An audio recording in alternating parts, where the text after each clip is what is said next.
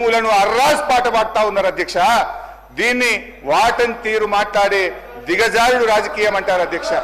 మొత్తంగా 50,000 కోట్ల రూపాయల ఆస్తులు తాకట్టు పెట్టి లేదా ఆస్తులు అమ్మడం ద్వారా భూములను ఆస్తులను 50,000 కోట్లను సమీకరించే ప్రయత్నం చేస్తున్నారు. అంటే ఏంది అధ్యక్ష? అందిన కాడికి అప్పులు చేసుడు, విచ్చలవిడిగా భూములమ్ముడు, ఇదేనా మీ మార్కు పాలన అని అడుగుతా ఉన్నా. తన పరిపాలన నెగటివ్ ఎఫెక్ట్ వల్ల రాష్ట్ర ఆర్థిక వృద్ధి రేటు తగ్గిపోతుంది. తన వైఫల్యాన్ని కప్పుపుచ్చుకోవడానికి ఈ మధ్య కొత్త వాదన శురు చేశారు. ఏంటంటే అధ్యక్ష, దేశమంతా ఆర్థిక మాంద్యం ఉందని, అందుకే ఆదాయం తగ్గిందని సెలవిస్తున్నారు. అధ్యక్ష ఒక నిమిషం వినాలి సార్, మంత్రి గారు వినండి. అధ్యక్ష, కర్ణాటక, మహారాష్ట్ర, తమిళనాడు, ఆంధ్రప్రదేశ్ సహా దేశంలో ఎక్కడా కనిపించని ఆర్థిక మాంద్యం ఇవాళ తెలంగాణలో మాత్రమే ఎందుకుంది? అంతా నాకే తెలుసు, అందుకే అంతా నాకే తెలుసని ఈ ప్రభుత్వం, ఈ ముఖ్యమంత్రి గారు అహంకారంతో, అజ్ఞానంతో, అనాలోచిత నిర్ణయాల వల్ల రాష్ట్ర ఆదాయం కుంటుపడ్డది.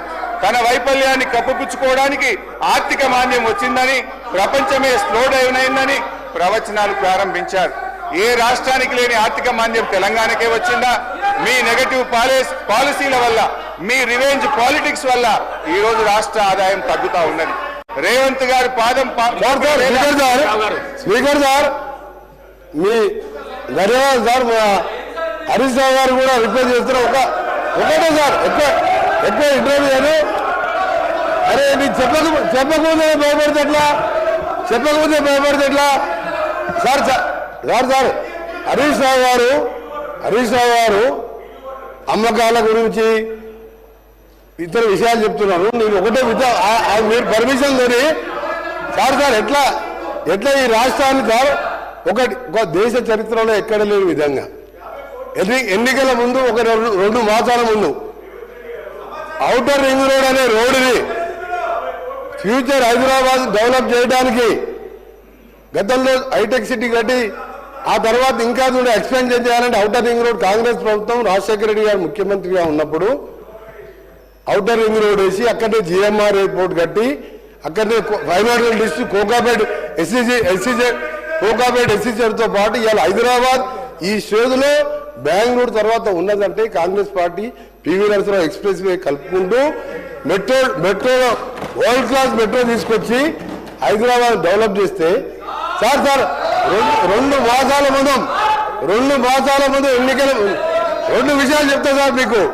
మన తెలంగాణ సభ్య సమాజం తలదించుకునే విధంగా ఔటర్ రింగ్ రోడ్డుని కమిషన్ కక్కుర్తుపడి 7,300 కోట్లకు రోడ్డు రంపిన ఘన చరిత్ర ఈయన సార్ వీళ్ళది.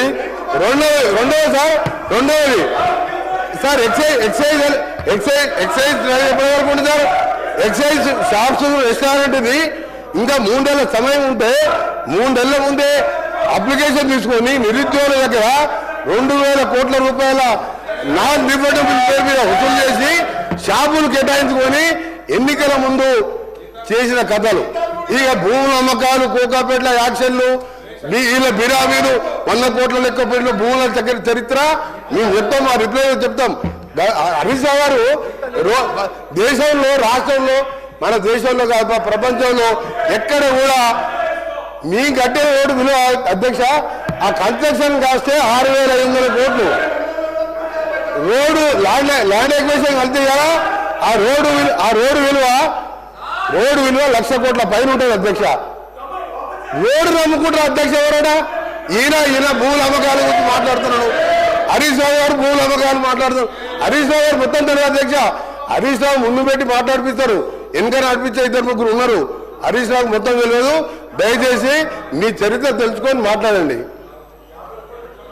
హరీష్ రావు గారు